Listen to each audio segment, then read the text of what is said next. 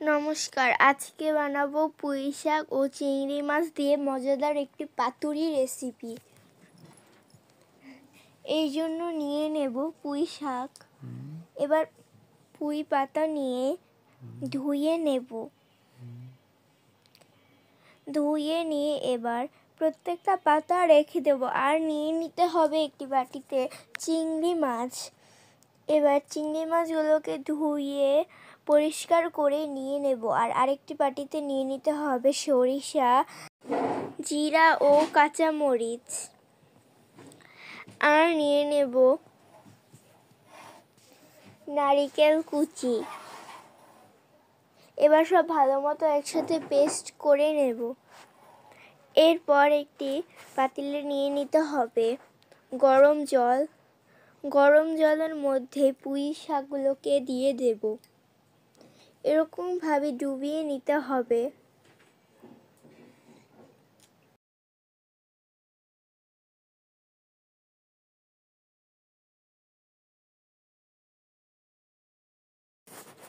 পুঁই পাতাগুলোকে এবার ভালো মতো গরম জলের মধ্যে ডুবিয়ে রেখে এবার চিংড়ি মাছের মধ্যে দিয়ে দিতে হবে লবণ, হলুদের গুঁড়ো, মরিচের গুঁড়ো, ধনিয়ার গুঁড়ো, সরিষার বাটা, সামান্য সরিষার তেল দিয়ে এবার সব ভালো মতো একসাথে মাখিয়ে নিতে হবে চিংড়ি মাছগুলোকে।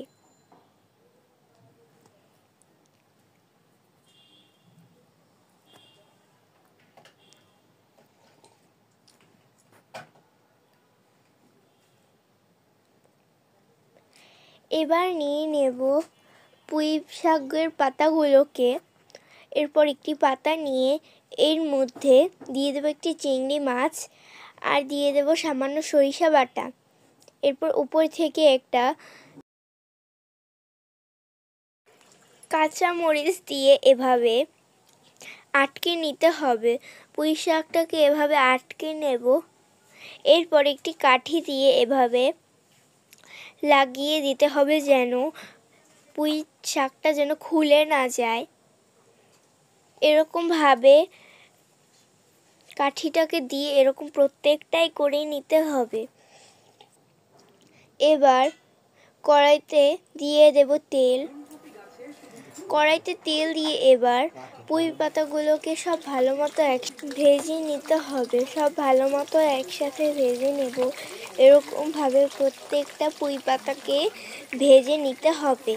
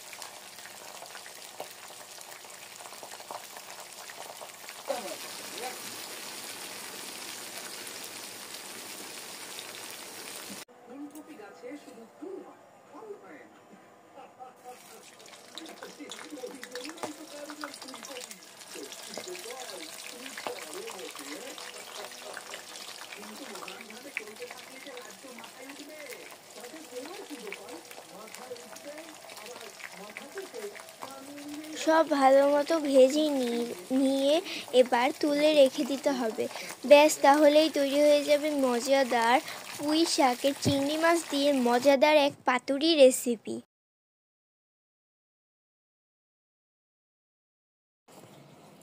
নমস্কার, আজকে বানাবো চিংড়ি মাছ, আলু ও বেগুন দিয়ে মজাদার একটি সবজি রেসিপি। এর জন্য প্রথমেই নিয়ে নিতে হবে বেগুন। এবার বেগুনগুলোকে কুচি করে কেটে নেব। এবার আলু নিয়ে এভাবে কেটে নিতে হবে এরকম সাইজ করে।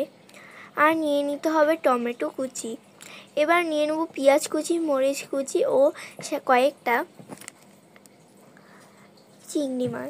চিংড়ি মাছগুলো নিয়ে এরপর সব ভালো মতো একসাথে রেখে দেব। এরপর কড়াইতে দিয়ে দিতে হবে তেলের মধ্যে দিয়ে দেব আলু কুচিগুলোকে। এবার আলুগুলোকে খুব ভালো মতো তেলের মধ্যে ভেজে নিতে হবে। খুব ভালো মতো ভেজে নিয়ে এবার এর মধ্যে দিয়ে দেব সামান্য লবণ ও হলুদের গুঁড়ো দিয়ে আলুগুলোকে খুব ভালো মতো ভেজে নিতে হবে।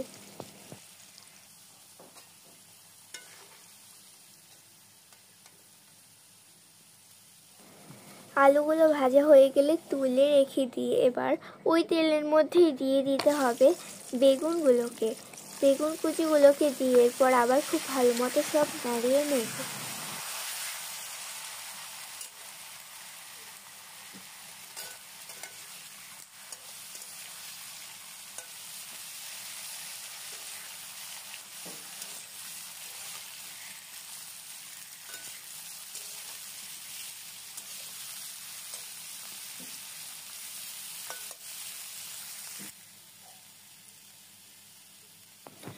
বেগুনগুলো খুব ভালো মতো কড়া করে ভেজে নেওয়া হয়ে গেলে তুলে রেখে দিয়ে এরপর কড়াইতে আবার তেল দিয়ে এর মধ্যে দিয়ে দিতে হবে সামান্য কয়েকটা জিরা দিয়ে খুব ভালো মতো ভেজে নিয়ে এর মধ্যে দিয়ে দেব পেঁয়াজ ও মরিচ কুচিটাকে খুব ভালো মতো একসাথে ভেজে নিতে হবে।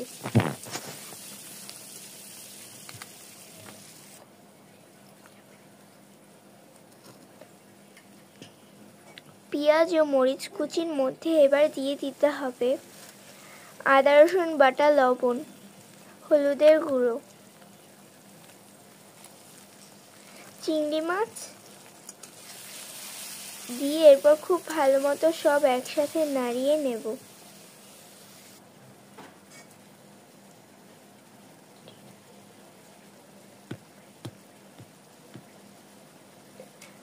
খুব ভালো মতো একসাথে নাড়িয়ে নিয়ে এর মধ্যে দিয়ে দেব সামান্য লাল মরিচের গুঁড়া। এরপর খুব ভালো মতো নাড়িয়ে নিয়ে এর মধ্যে দিয়ে দিতে হবে টমেটো কুচি। কেটে রাখা টমেটোগুলোকে দিয়ে এরপর মশলা আর চিংড়ি মাছের সাথে খুব ভালো মতো একসাথে টমেটোগুলোকে নাড়িয়ে ভেজে নিতে হবে। খুব ভালো মতো সব ভাজা হয়ে গেলে এর মধ্যে দিয়ে দেব বেগুন আর আলুগুলোকে। ভেজে রাখা বেগুন ও আলু দিয়ে খুব ভালো মতো নাড়িয়ে নেব।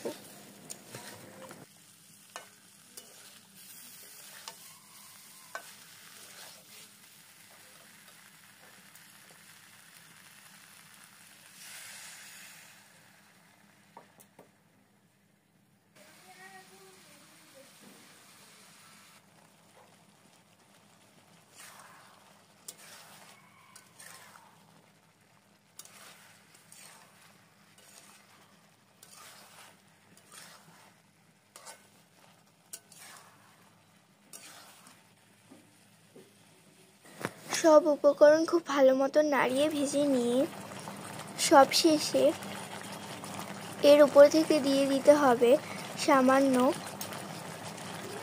চাট মশলার গুঁড়ো ও ধনিয়া পাতা কুচি দিয়ে এরপর খুব ভালো মতো নাড়িয়ে নিয়ে এরপর তুলে নিলেই ব্যাস, তাহলেই তৈরি হয়ে যাবে মজাদার চিংড়ি মাছ, আলু, টমেটো ও বেগুন দিয়ে মজাদার একটি সবজি রেসিপি।